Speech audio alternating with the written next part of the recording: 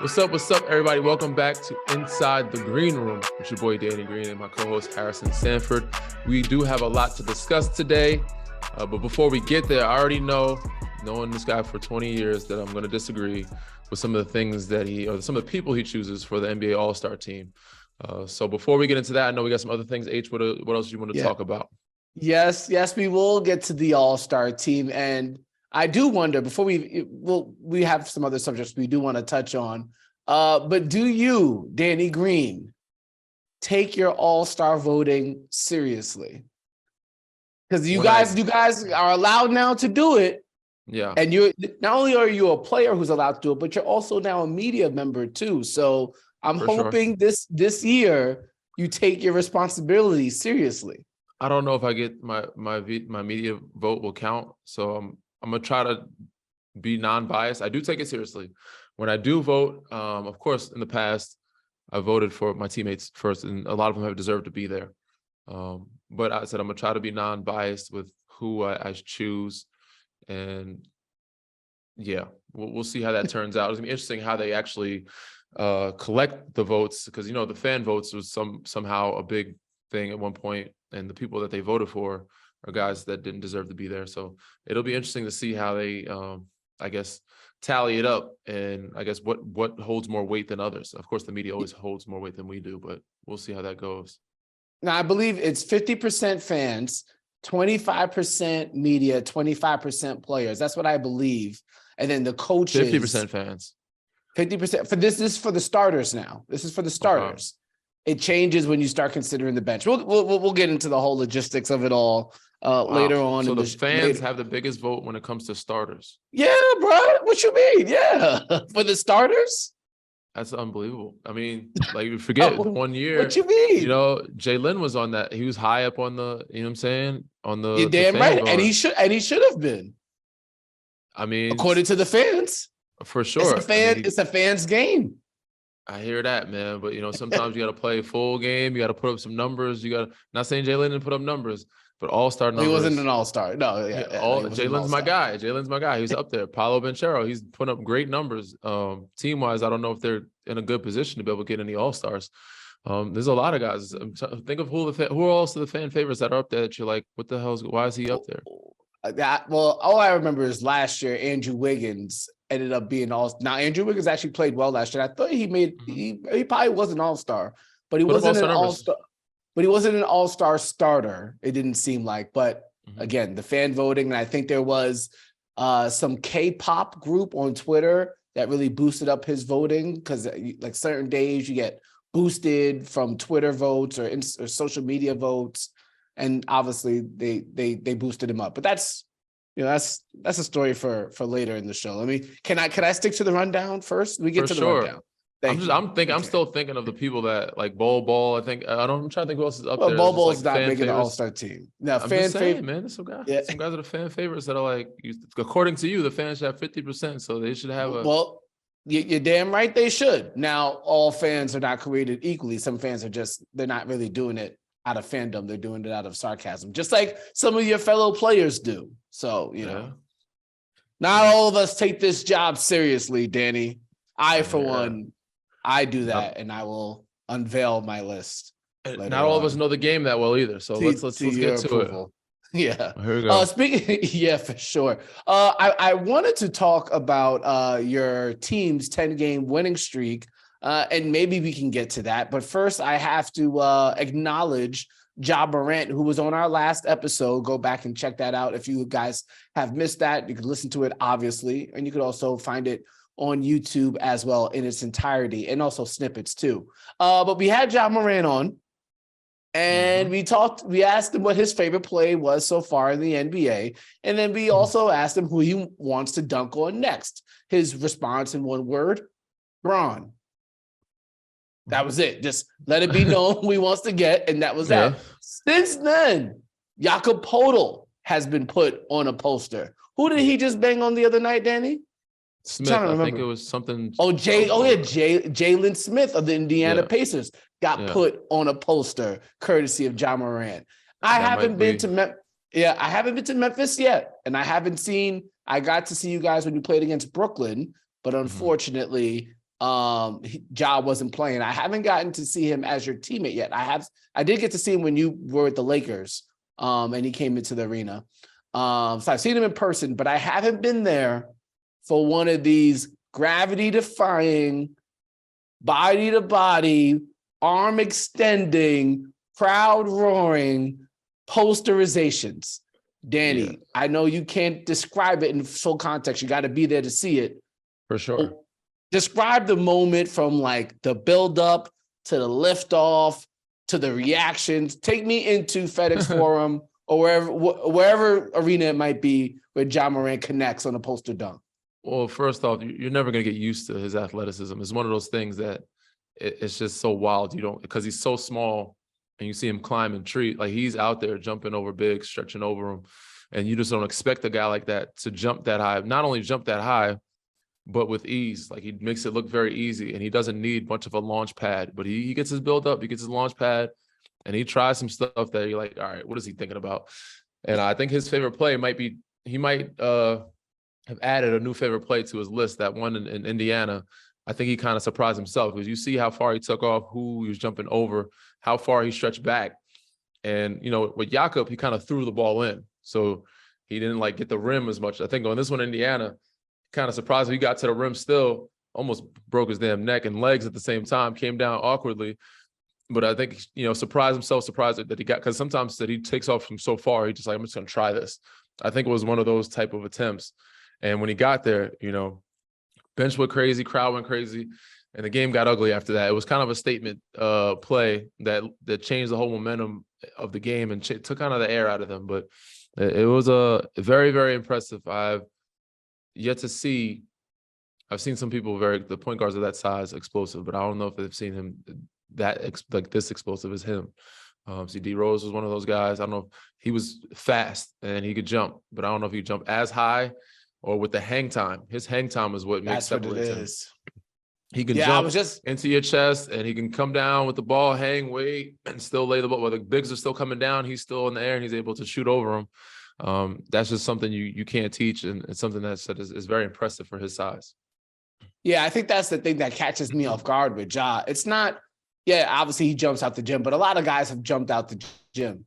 But yeah, you're right. The gravity is one thing because he's just in the air for a very long time. And every time he goes up for these bangers, I'm thinking to myself, I'm like looking at his physique, and it's not like he's thick and sturdy.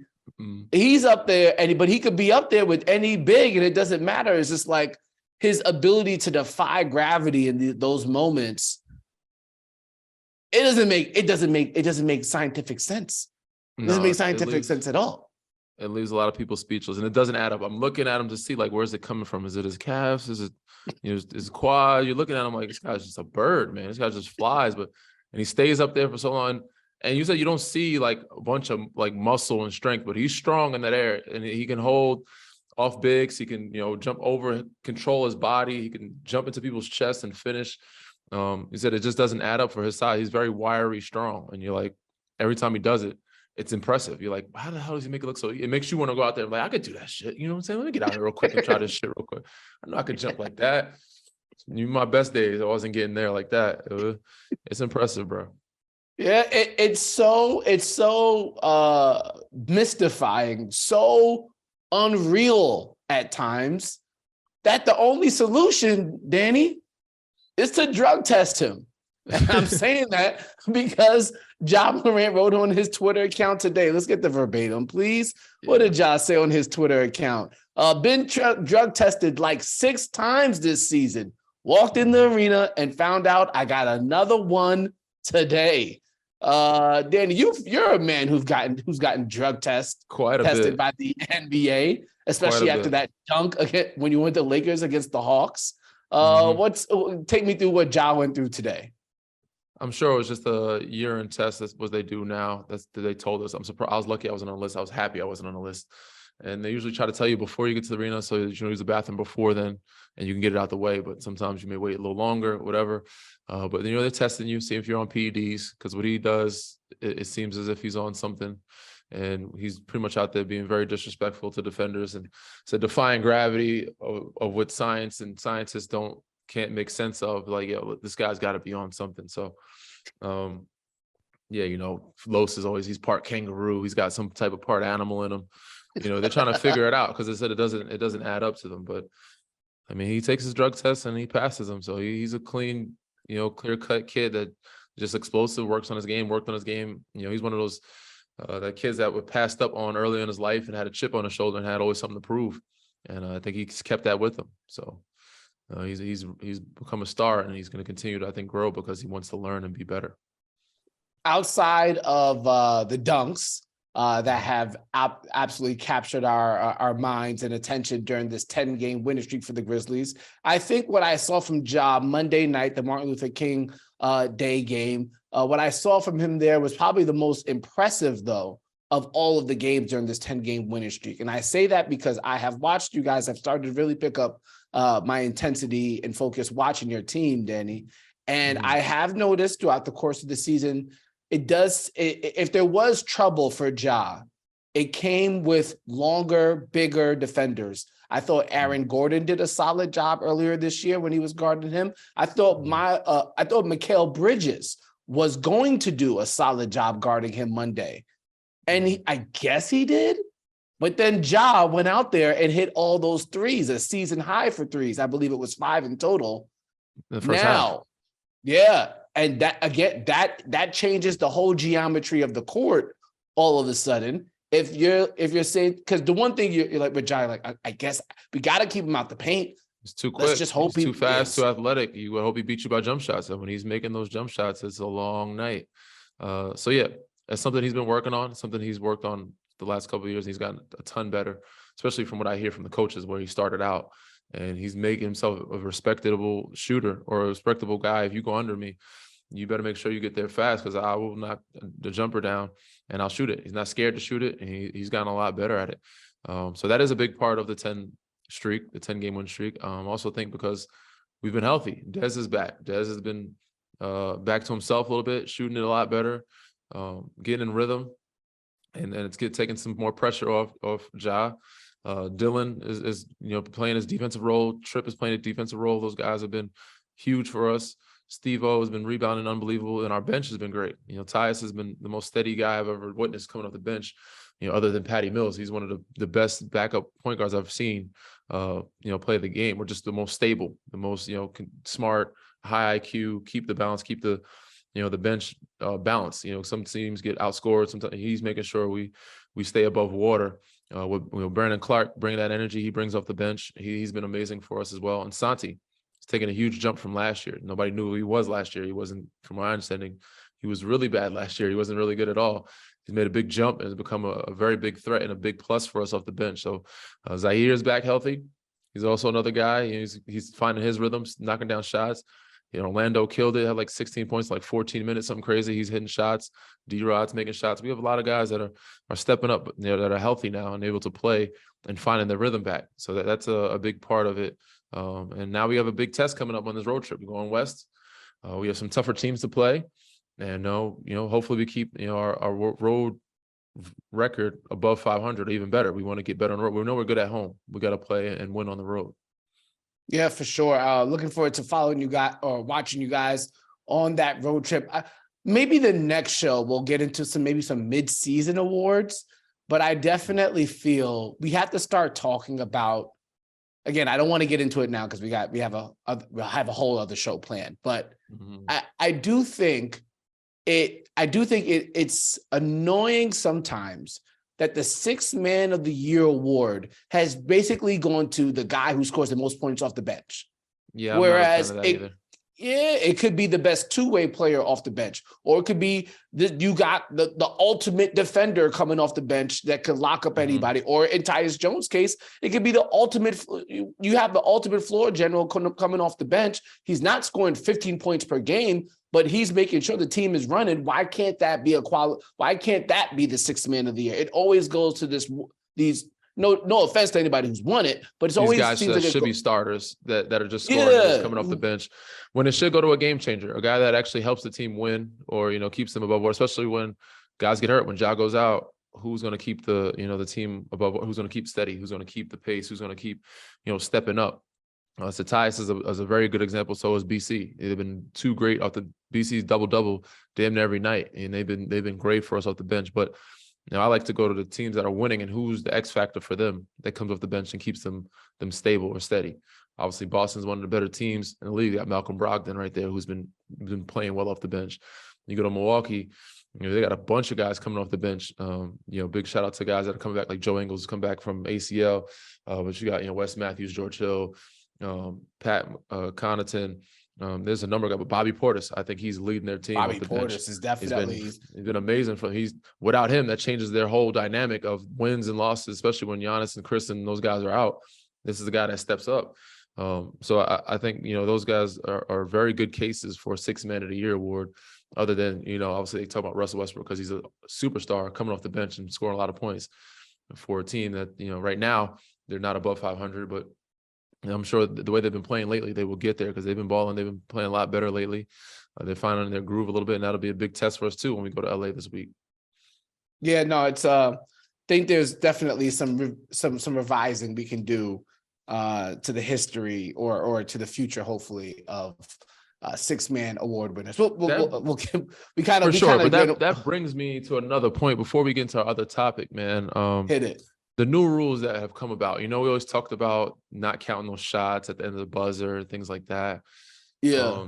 This was interesting to me, and I don't know how to go about this to bring this to the board or change it. And it's supposed to. This is the reason why they're giving the take foul now, right? They want to discourage guys, but they're giving take fouls for everything's a transition play. So if you foul somebody after a rebound and they're running, or you foul somebody after a steal and they're running, then it's a take foul.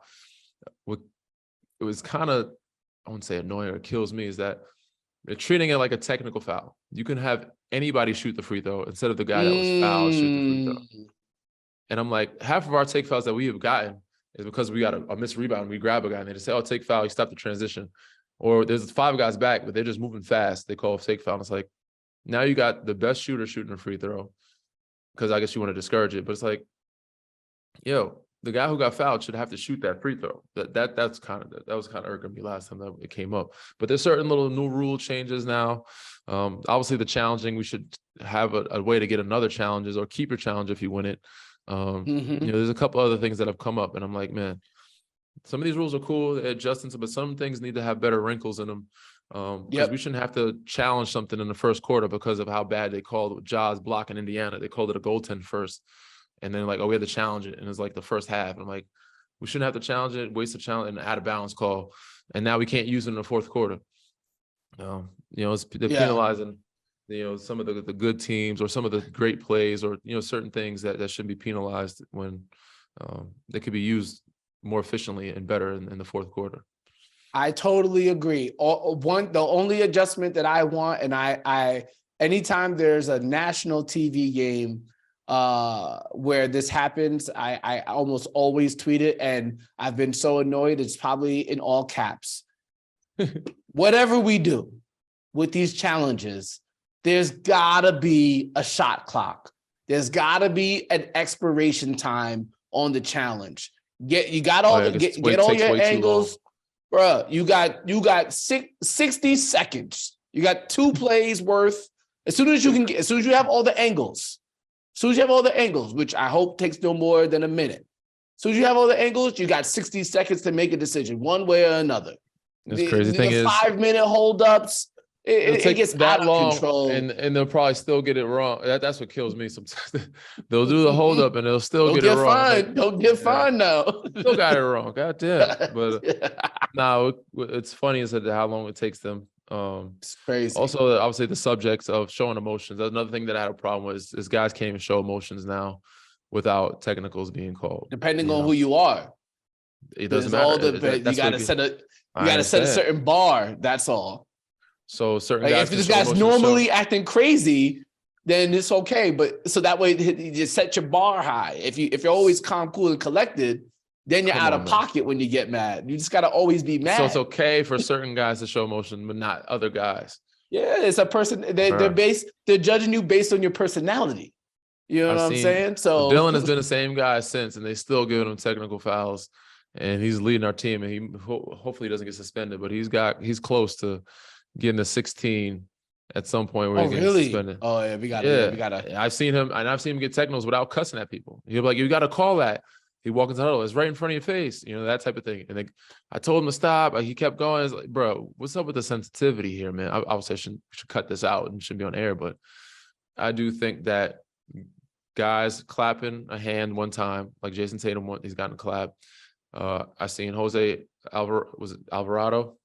Yep. I've seen Jose Alvarado give a finger point, nothing crazy disrespectful, and get a technical foul. I think there should be somewhere of a little bit of leeway for guys to express themselves without being penalized for it. It's a league obviously of sportsmanship, but it's also a league of entertainment. And guys like to have fun. Guys like to compete. Guys talk a little trash. Guys like to, celebrate sometimes. They give bench warnings for standing up. They give technicals for benches. They give technicals for, showing a little emotion. It's okay. You should allow some emotion without guys being penalized for it. That's all I'm saying. I totally understand. Totally understand. Okay. Before we get to the All-Star, before we get to our All-Star teams, right before we go to break here, I did notice that I believe this was on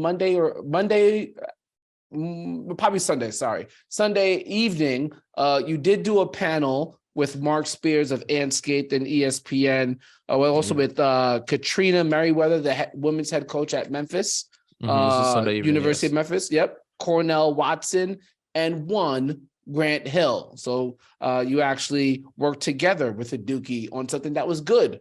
You guys joined together for an MLK Day forum. Can you give me some more details about what that was and what you gained from it? It was amazing, man. I learned a lot.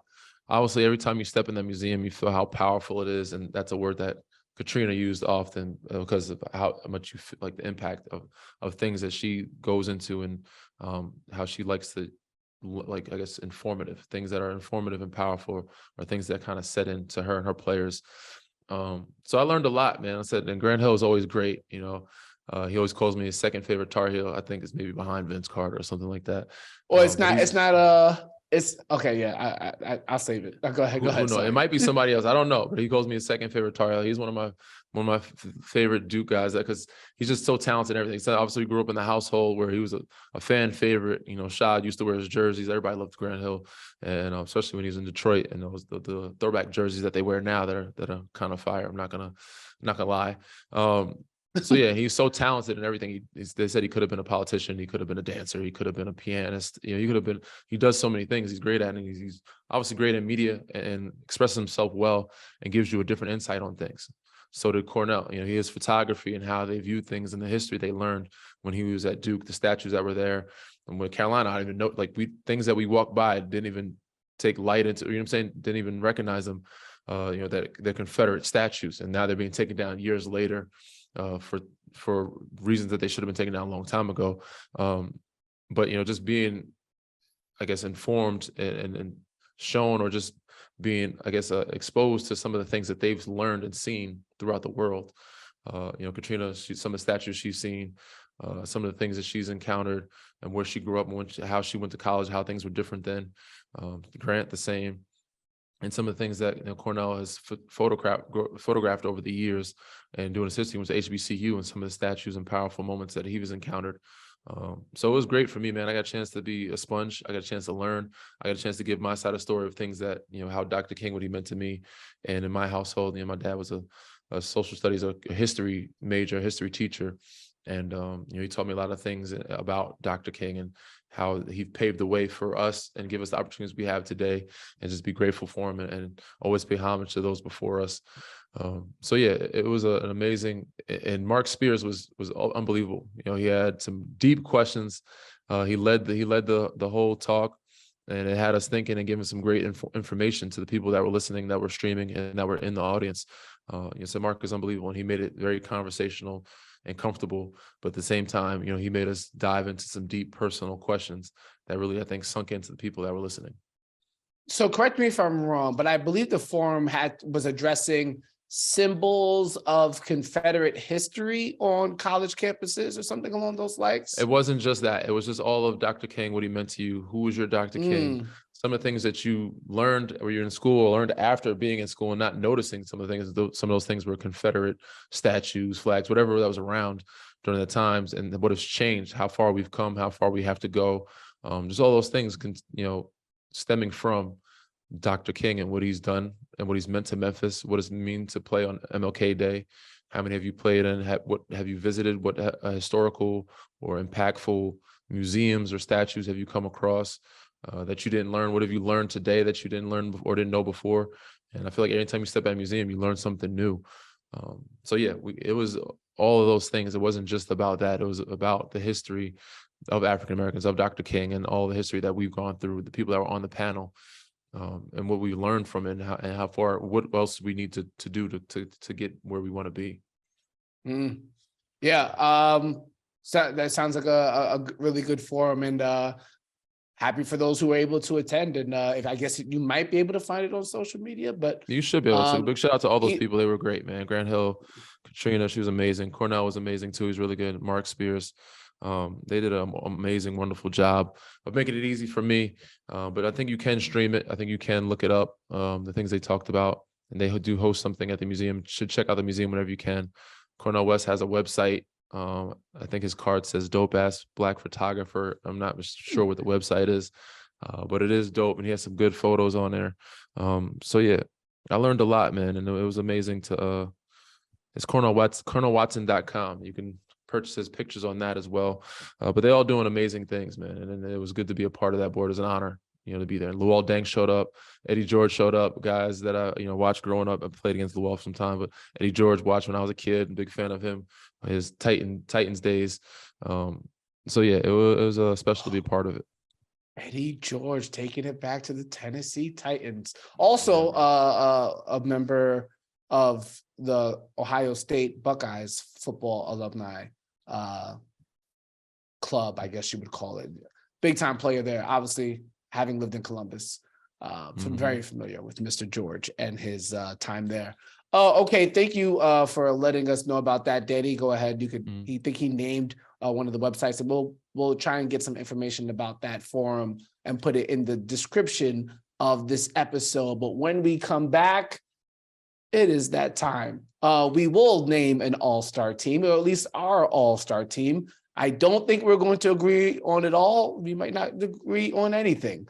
I guess we'll have to find out. But first, before we do that, let's get a message from our sponsor, Aura. This episode is sponsored by Aura. As a professional athlete with public salary information, protecting my identity, credit cards, social security numbers, password, IP addresses are super important to me. There was a time where I was getting credit card spending notifications for small amounts, about $3 every month, and I assumed it was a one-time charge thing. That's something I set up for a long time ago, but I didn't give it too much thought. I started to get these alerts more often, about 2 or 3 weeks for the same small amounts. I was so busy, I didn't have time to call and be on hold with somebody to dispute these charges. It might sound insignificant, but over a long period of time, it ended up costing me about $4,000. If I had a tool like Aura that could have alerted me about the suspicious activity, I could have saved myself a lot of time and money. And that's not even the worst, Danny. Imagine if somebody was aiming for more. Somebody literally tried to buy a gaming system just the other day with my card information. And listen, I'm making about 1/64th of Danny's salary. Regardless of your status, I don't want to see this happen to anyone.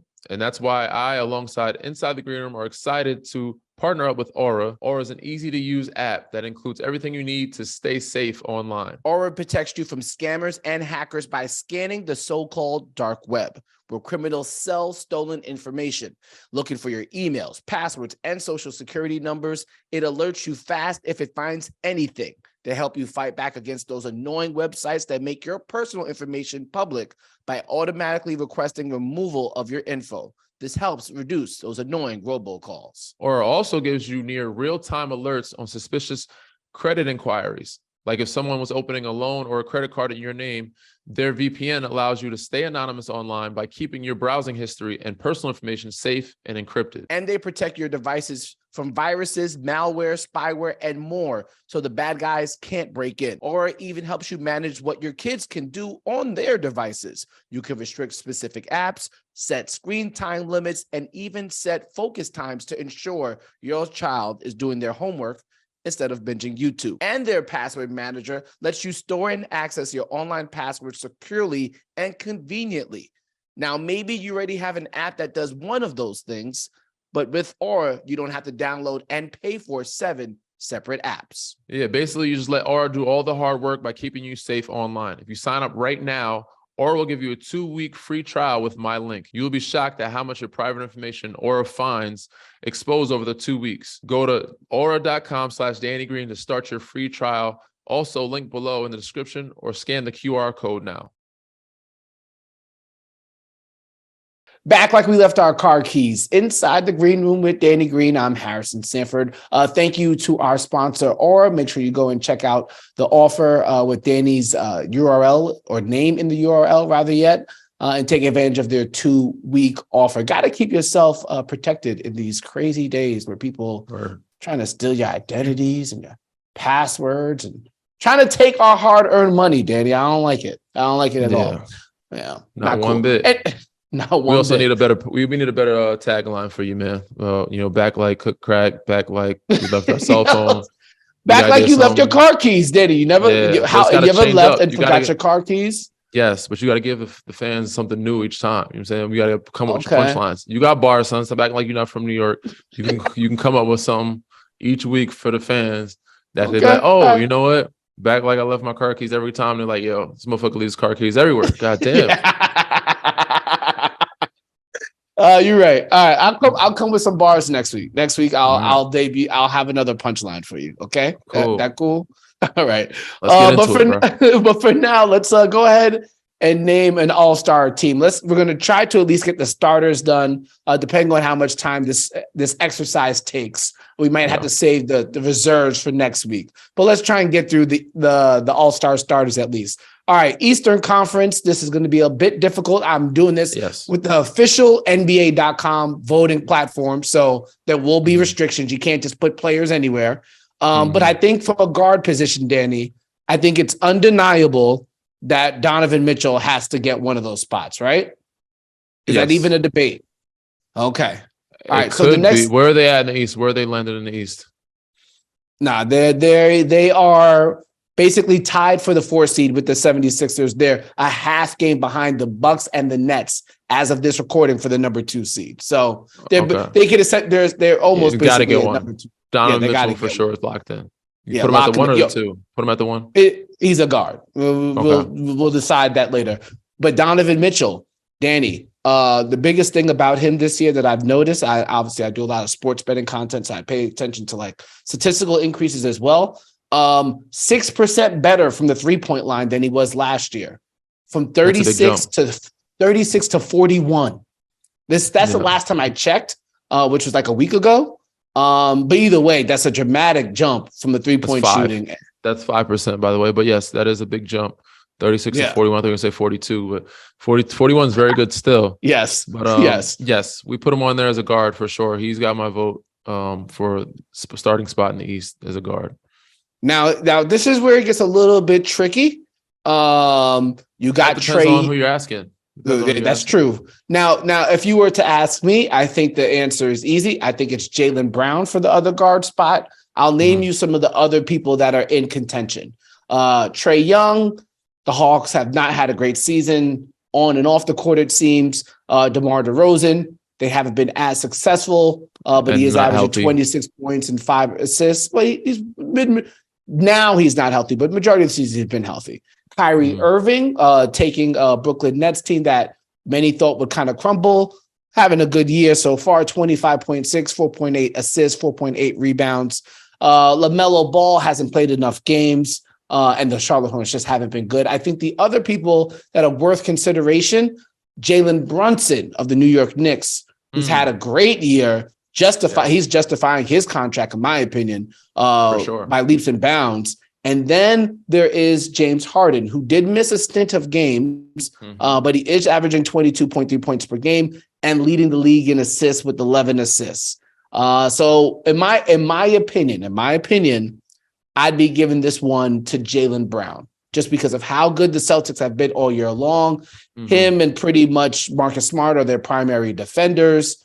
I think they could, and they're the 1 seed. And I think they deserve. I think they're. If you ask me who's been the best team in the NBA so far this season, it's hands down the Boston Celtics. I think they deserve to have 2. I'd give them 2. What say you?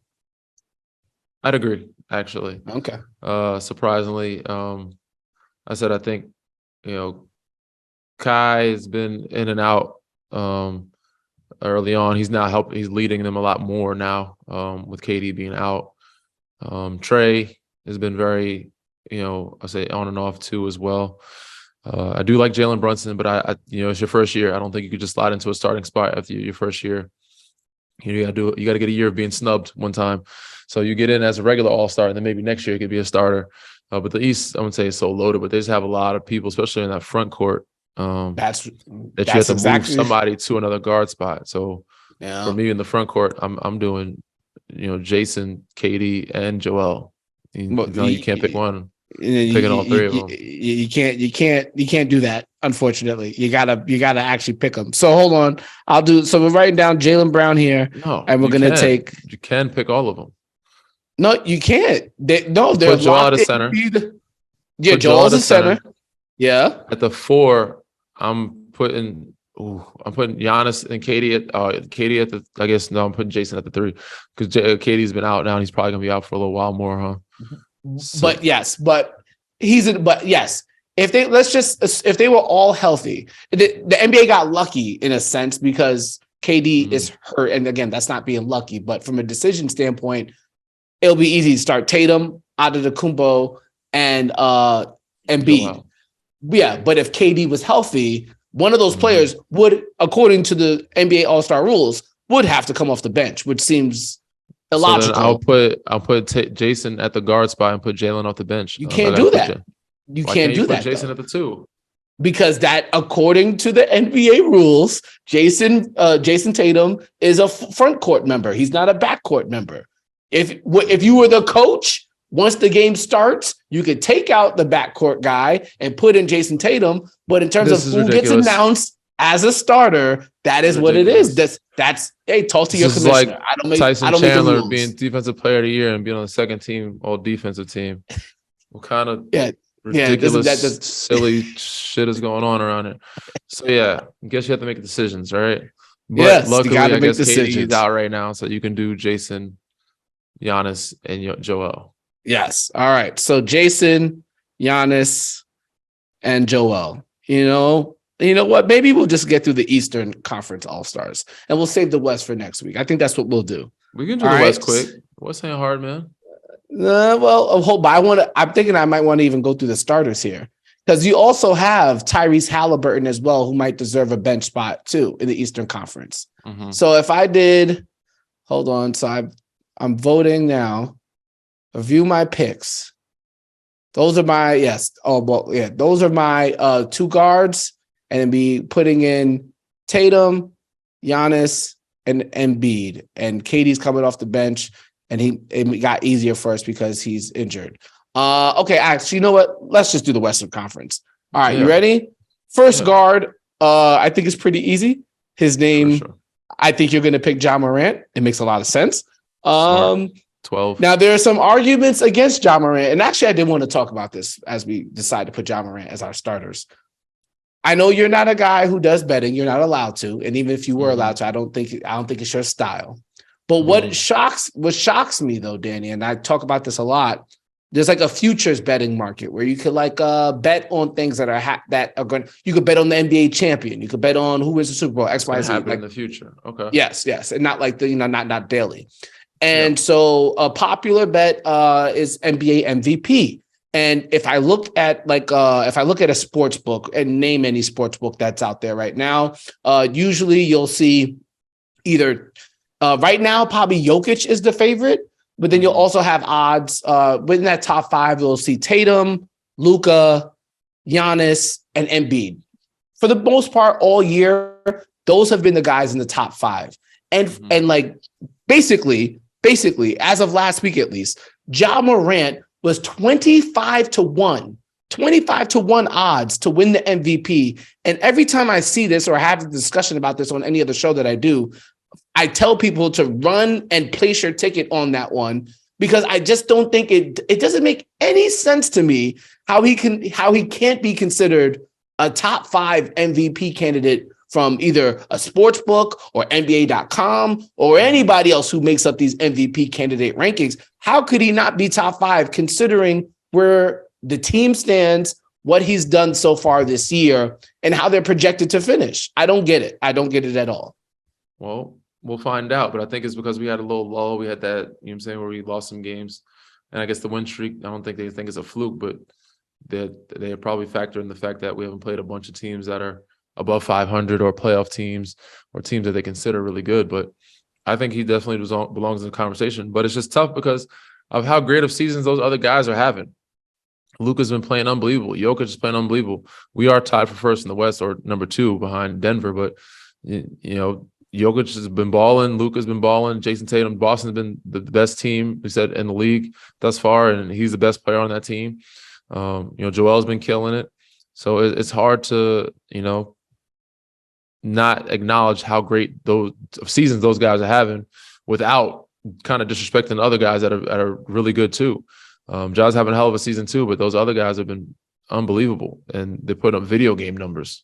Yeah, it's just wild. It's just wild to be 25 to, and basically anybody who listens to this show who's into betting, 25-1 is a very good bet to place on Ja Morant, especially if you think the Grizzlies are going to finish with the number 1 seed or the top 2 seed in the West. All right, so Ja gets the first vote in the backcourt. Yeah, number 2. Now, I would have, if you would have asked me a month and a half ago, I would have said Devin Booker, because he got off to a hot start. For sure. But that team has pretty much crumbled over here the last 2 weeks or so. So I can't give Steph the spot. Why not? I gotta give it to Luka. Why not Luka at the 3? This is Danny. I don't make the rules here. Luka is in the backcourt. Oh my God. You know, he's listed as a member of the backcourt. I mean, he is a point guard essentially. So therefore, you have to decide. And Shai Gilgeous-Alexander actually has you have to be mentioned too. But yeah, you basically have to pick between Luka, Ja, Steph, Devin Booker, because he's been hurt. Doesn't make it as complicated. But there's basically, and Shai Gilgeous, I think because of his record, even though he's balling, the team's record. Shai's nice. Yeah, Shai's got to be. He's coming off the bench though, because there's too many people. For sure, it's got to be Luka for sure, and Ja. There you go. I think also because Steph has missed so many games. Well, not so many games, but he missed about a month. That hurts him a little bit. But if I had it my way, I would put Steph at 2, Luka at 3, Jokic at the 5, and then figure out the 4 from there. Okay. All right, Danny. So here's where it's going to get. I mean, it's not. This is easy. Jokic is going to be in the front court for sure. Mm-hmm. I did want to talk to you about Jokic though. Again, this is now that you're a media member too. Obviously, you don't have a media vote, but you're a member of the media now too, kind of. So Nikola Jokic is obviously balling this year. You look at his statistics, hooping. And if you ask people, they probably would say he should be the MVP favorite right now. But what he could potentially do by winning the MVP, he'd be only the 3rd person to win the MVP 3 straight years. Only Bird, and I think Chamberlain did it 3 years in a row. And obviously that just puts you in really high, elite company. I actually chopping up with the homies this past weekend, and we went back and looked at all the MVPs. You know how many guys have gotten it back to back, but got spoiled of winning the 3rd one? Whether it was Tim Duncan, Jordan, LeBron. I think there was another person who almost had a three-peat of MVPs, but it got Shaq. I believe so. Shaq's opportunity to win 3 straight was shut down by Steve Nash. Kobe didn't get back to back. Kobe got spoiled. Kobe could at least won 3 of them. Yeah, at least 2 back to back. It bees like that sometimes, unfortunately. But I say all that to say if you were a voter, like a media voter, would you factor in the historical importance of making Nikola Jokic a back-to-back MVP in your voting? Absolutely. And I think that makes it less in his favor. I think he has to do, like, if I'm voting, I think you have to be head and shoulders above everybody to get that third one. Because if it's close, then I'm going to give the edge to the newer guy, if that makes any sense. No, I totally get it. I totally get it. There's some people who agree with you. There's some people who say that's not fair. It's not. That's how it is sometimes. That's how the world works half the time. You know what I'm saying? I think it's happened to Mike. It's happened to Bron. It's happened to Timmy. It's happened to a lot of people because of that fact. So for them to call you 3 times in a row, unanimously better than everybody else, you were going down in history as, I said, a Mount Rushmore type player. If you're doing that, and you got to be head and shoulders that much better in your competition all 3 years in a row. And for them to vote for that, I think you said you have to make sure that there is nobody close right now. Yes, I think he's in the lead, but I think there's some people that are close. And I think if it stays close and somebody was named, if there's anything that happens, they might have to edge it to somebody new. Yeah. It also depends on how well their record goes. But let's get back to the starters, man. I'm sorry. I got sidetracked. Jokic at the 5 for sure. Yeah. Ja and Luka in the backcourt. Yeah. Jokic at the 5. Okay, so it can't go to AD. Even though when he played, he was balling, but he hasn't played enough games. I think we have to give it to LeBron, right? I think I might have. I mean, they're so far down, bro. I'm going with a team that's been winning, and I think Denver might deserve 2. No, not in the front court. I don't think Denver has 2. I don't think Denver. Let me tell you who's. If you want to go by points per game, I'm just going by the Zion Williamson. Lauri Markkanen. Lauri. Okay. Lauri. What is Aaron Gordon averaging right now? Let me see. What is his numbers? You in a moment. The impact of how they've had people out and what numbers he's put up. He could be an all-star. He could be an all-star. He cannot be a starter, bro. We gotta. No. I'm sorry. Well, who's at the 4? There's nobody at the 4. You just said Lauri Markkanen, didn't Lauri? I'll give it to Lauri. Okay, so Lauri Markkanen. Where are they at? Utah's like they dropped so far, bro. They dropped. Okay, they dropped. The Lakers are like 11. They're 20. They're 23 and 24. They're 23. They're 12 in the East, 12 in the West. They basically have a half game behind the Warriors in the loss column. And now, okay, so what seed are they in? I will say this though, Danny. Right now they are the 8th seed. Actually, I think we were derelict in our duty. Jokic for sure. The next person who should be an all-star in the front court, without debate, should be Domantas Sabonis. Ooh, Sacramento definitely deserves one. Where are they sitting at in the West? They're the 4th seed. Yes, the Sacramento deserves one. I give LeBron James. It's not just that they just deserve one. Like whether they deserve one or not, like Sabonis himself deserves to be an all-star. 12.6 assists, 7.1 rebounds. And what is he shooting from the field? Shooting, let's see here. I'm going to try and pull up his stats real quick. What's he averaging per game? He's averaging. Let me see. He's shooting 61% from the field. We're rolling with Sabonis. I don't think it's a question. 7.1 assists, 12.6 rebounds, and he's averaging 19 points a game. 19, 12, and 7 for a seed. Yeah, so we're rolling with Sabonis. How dare we forget? Bron, Sabonis, and Jokic. There it is. Sorry, Steph. No, Bron, Sabonis. No. Wait, hold on. Where are we at? Hold on. Let me do this one more time. That's the next 3. It's Ja, Luka, Bron, Sabonis, and Jokic. So Bron making it over Lowry. As a starter, you have to. I think. Yeah. Okay. Lowry makes all-star games. That actually wasn't. So that wasn't too bad, actually. Had a couple 48-point games, 47 on his birthday. Like, Bron's incredible, man. Unbelievable. He's ridiculous. He's ridiculous. So yeah, it's got to be that. And then Laurie comes off the bench. You got to get snubbed. Like I said, you got to get snubbed your first year at something. So Laurie gets snubbed in that starting position. Laurie, Aaron Gordon on the bench. I like, you know what I'm saying, giving Denver 2. Those guys have been impactful for their teams, man. Even though Utah's not winning as much as they were before, but they were winning a lot. And he's most improved player, my vote. All right, let's do this. All right, so here are Danny and I's starters for the All-Star game.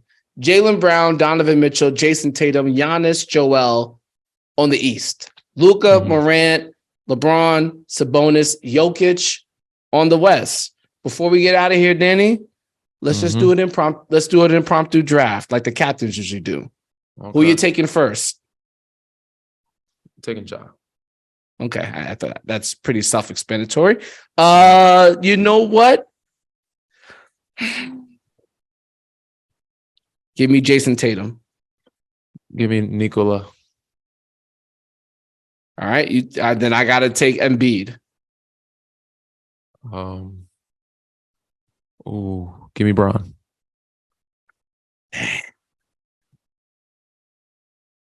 Oh, well, I guess I got to take Giannis then. Luka. Why did this is very difficult. I don't know. Yeah, exactly. I don't know why he's been passed up for so long. Yeah, we bugged out. We bugged out. We bugged out for sure. If you take Luka, then I got to take somebody to guard him. Give me Jaylen Brown. All right. Then I guess who else is left? Do you want Sabonis or do you want Donovan Mitchell? I'm gonna go D Mitch. I need more space. I need more shooting. Yeah, we got a shooting problem on our hands on my side. All right, so Danny's All-Star starters, the team that he drafted: Ja Morant, Nikola Jokic, Bron, Luka, Donovan Mitchell. That is a disgusting team, like in all the positive ways. Floor spacing, passing, IQ. I mean, you can't go wrong with each side, man. They're both for sure, very good players. But from a true team construction standpoint, this is just immaculate. Yeah, this is immaculate considering their skill sets. You know, I just got a bunch of athletes though. I know how to draft. You got Giannis, you got Joel. You know what I'm saying? I got Giannis and Joel. We'll clear up the paint, so y'all not dunk. I don't care if you got Ja. You're not dunking in the paint anymore. All right. I got Tatum, who will basically handle our perimeter scoring. Jaylen Brown, who will handle our defense. And just in case we need another high IQ decision maker out there, we got Sabonis. And maybe he'll have to just post up Luka. You have no point guard. That's crazy. You have no point guard out there. What you mean? Giannis could handle it a little bit. Yeah. Tatum is second on the ball on Boston in assists. Yeah. You know, you got all scorers out there. That's cool though. I mean, you got Sabonis averages 7 assists a game. He can get the job done. A lot of bigs. Giannis, Joel, and Sabonis. Well, I wasn't prepared. I wasn't prepared for this. I would have done it a little bit differently. But you know, maybe I'll put this in 2K and see who wins. We'll see what happens. Good luck, bro. Good luck. When we come back next week, we will have an interview with a Grizzlies great, and we'll finish out the All-Star teams. We'll do the reserves next time, and we'll see how my team stands up after that. We need a little bit of help. We need some ball handlers. Yeah, for sure. Danny, let them know what to do. Read, rate, subscribe, review, all the good things, man, and we'll see you next time. We appreciate y'all. Happy MLK Day. And your boy's back on the court soon. So hopefully by that time I'll see you guys in a uniform. Y'all take it easy. And that's all.